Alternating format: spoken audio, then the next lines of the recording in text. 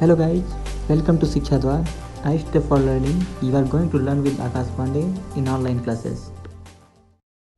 Now today we are going to talk about the first chapter of class 9th, the fun they had. Let's know about the chapter. The story we shall read is set in the future. जो कहानी आज हम पढ़ने वाले हैं वो भविष्य को ध्यान में रखकर प्रस्तुत की गई है. When books and schools as we now know them will perhaps not exist. जैसा कि किताबें और स्कूल जिन्हें आज हम जानते हैं, जिनके रूप से आज हम परिचित हैं, शायद उनका रूप कल उस प्रकार से प्रस्तुत नहीं होगा, विद्यमान नहीं होगा. How will children study then? तब बच्चों के अध्ययन का स्वरूप क्या होगा, वो किस प्रकार से अध्ययन करेंगे. The diagram below may give you some ideas.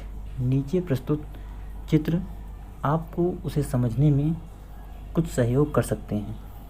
This story takes us to the world of the future where computers will play a major role. Here the children are given an opportunity through this lesson to imagine the schools of the future that their own children might go to. Here are some terms in this lesson we have to know, like the ideas of virtual reality and virtual classroom.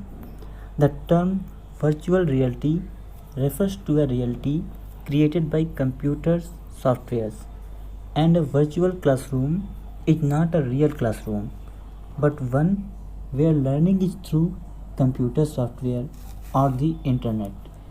In this chapter, the children may know what a robot is and be able to guess what role a robotic teacher, computer, internet and virtual classroom would play.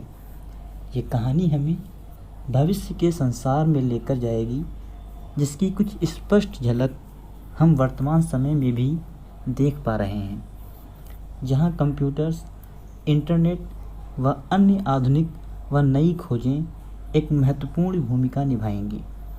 इस lesson के माध्यम से बच्चे भविष्य में बदली हुई व्यवस्था के अनुरूप परिवर्तित व नई सुविधाएं और साधनों से प्रयुक्त शैक्षिक संस्थानों के विषय में कल्पना करेंगे, जिसे उनकी आने वाली पीढ़ियां प्रयोग करेंगी.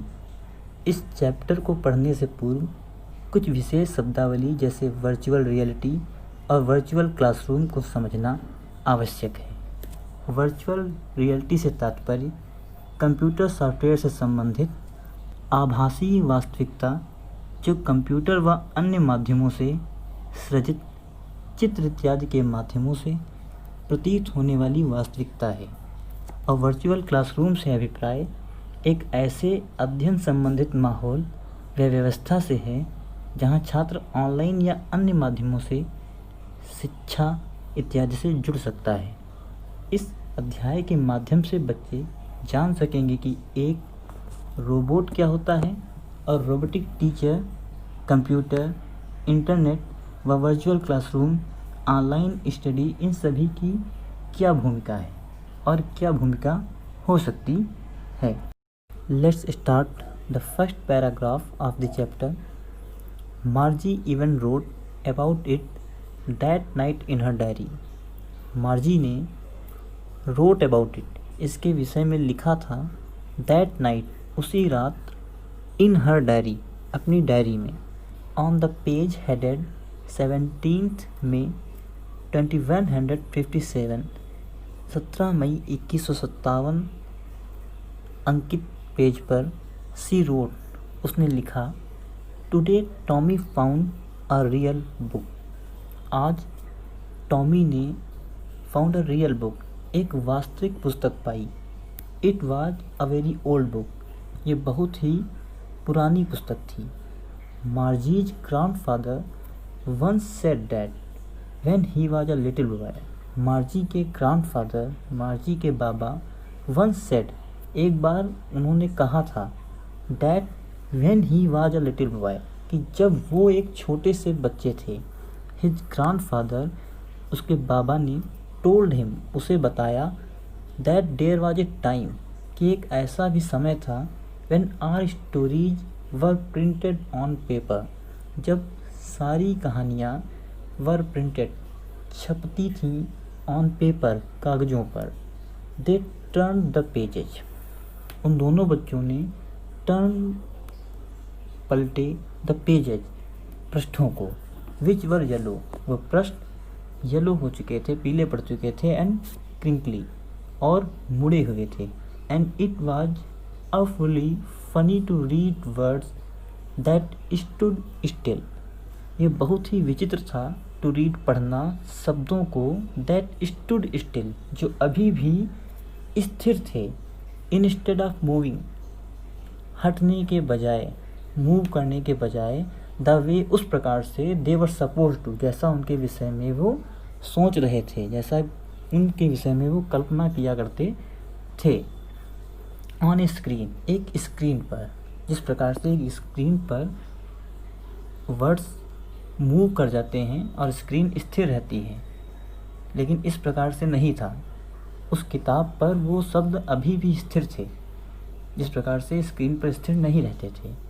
You know, and then when they turn back, और जब दे टर्न बैक, उन्होंने वापस पलटा, टू द पेज, पेज की तरफ वापस गए, बिफोर, पहले वाले, तो it had the same words, तो यहाँ पर वो सेम वर्ड्स थे, ऑन इट, इस पर, that it had when they read it the first time, यहाँ पर वे सेम वर्ड्स थे, वैसे ही शब्द थे जैसे वो पहले से ही थे।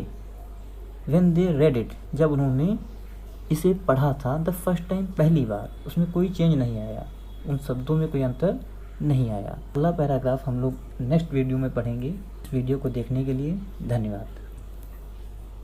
Hit that like button and don't forget to share the video. Also subscribe to Shiksha Dwar YouTube channel and hit that bell icon so that you never miss an update.